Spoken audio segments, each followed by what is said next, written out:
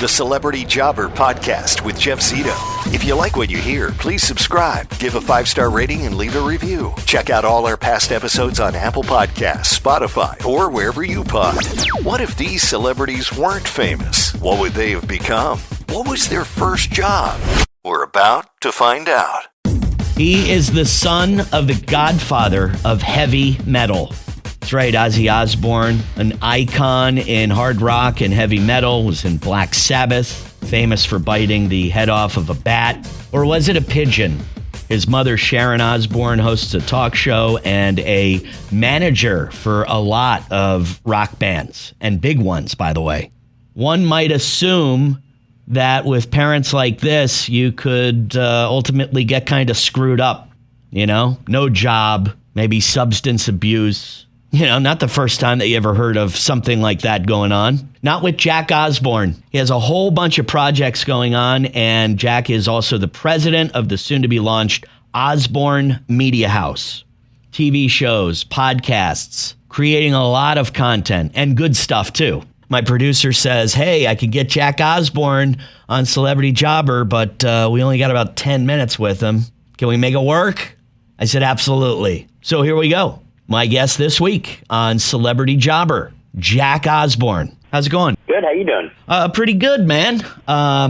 So, you know, how would you, if you were meeting somebody for the very first time and they didn't know you and you didn't know them, how would you describe your occupation? What would you tell them it is that you do? My go-to is I just say like, I work in TV production. That's usually when people ask me, what do you do? I'm like, I'm working TV production. Right. And if they push it further, I'm like, I make paranormal shows, and I'm always very vague about telling people what I do, just because I don't know. I think my assumption is just when I've met people, it's always self-serving. Like, I produce TV shows, and I'm a host, and I'm this, and I'm that. I don't know. It's just not my style. Well, no, I tend to downplay it. No, I understand that. I was just saying, like, there's so many different things that you do and that you're a part of. So I just wanted to know, what you thought you were.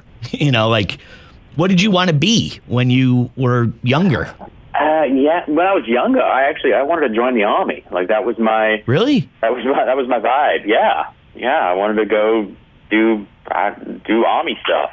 And I never in a million years, like, as a kid, like, if someone said to me, it came up to me when I was 11 years old and was like, hey, you're going to make TV shows and host TV shows and and go around the world and do some really crazy things, I would have just laughed.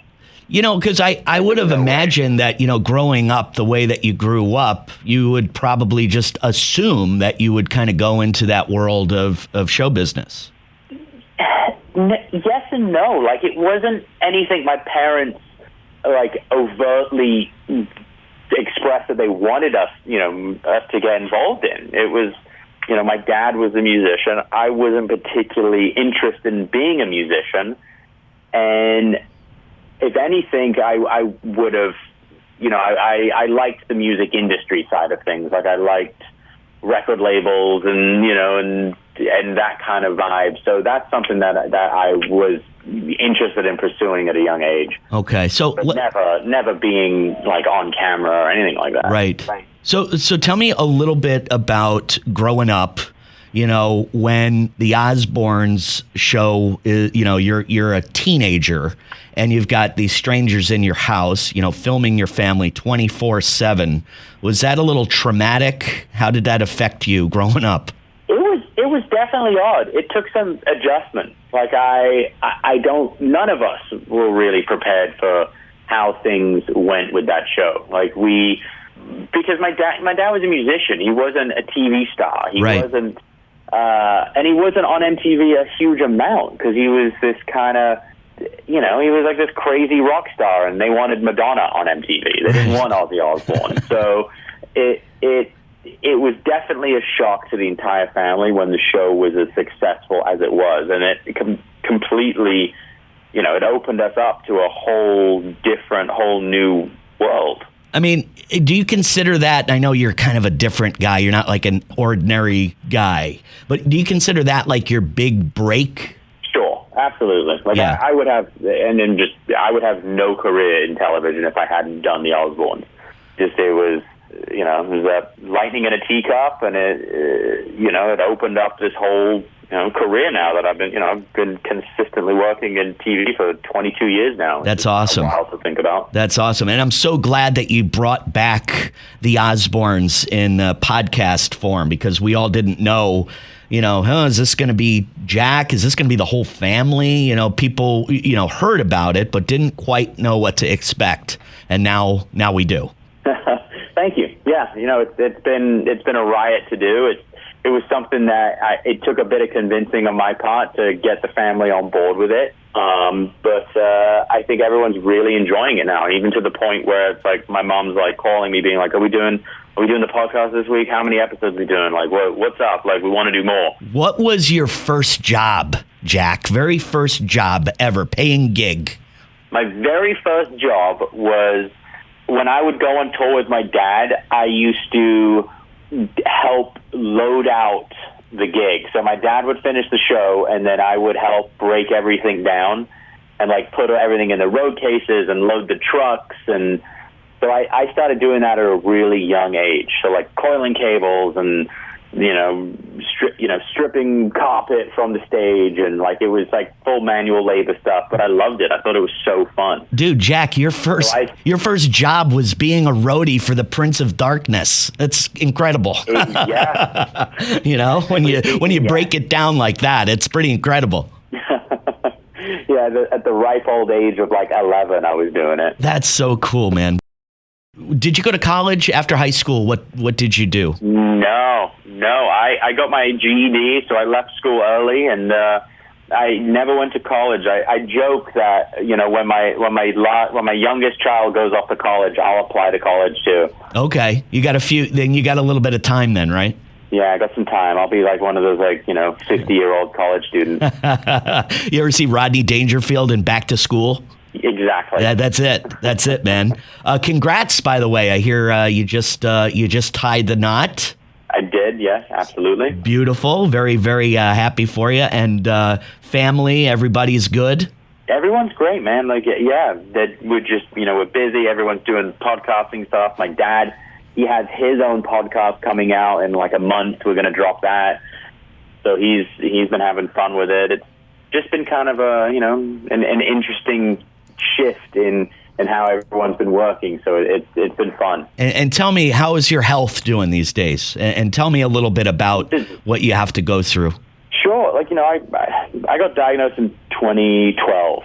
So, with MS, and I've been great. I've been really fortunate to, what I do to stay healthy works. And, I'm just, I count my blessings. I mean, because you see other people, maybe celebrities or people in the public eye that are, going through a similar thing.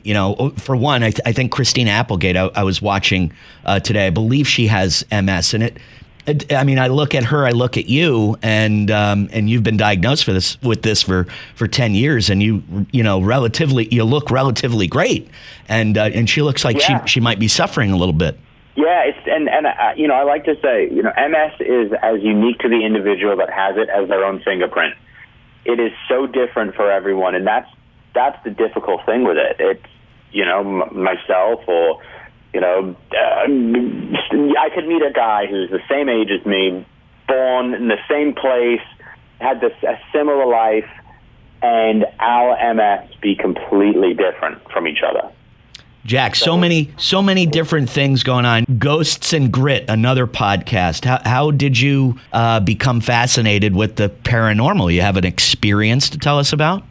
Sure. Yeah. I've been making paranormal TV shows for a long time now, and it was just it was a hobby of mine as a kid, and I just would research it, and I loved watching X-Files, and so I started making TV shows about it, and which led to, now doing a podcast where I have guests come on and I interview them, and they share a little bit about their paranormal experiences and if they believe in ghosts. And, we have sometimes a a spirited debate back and forth about it, and we dive into their grit, like what makes them tick, what makes them want to persevere through the hard times, and because I think a common through line with any successful person is their grit.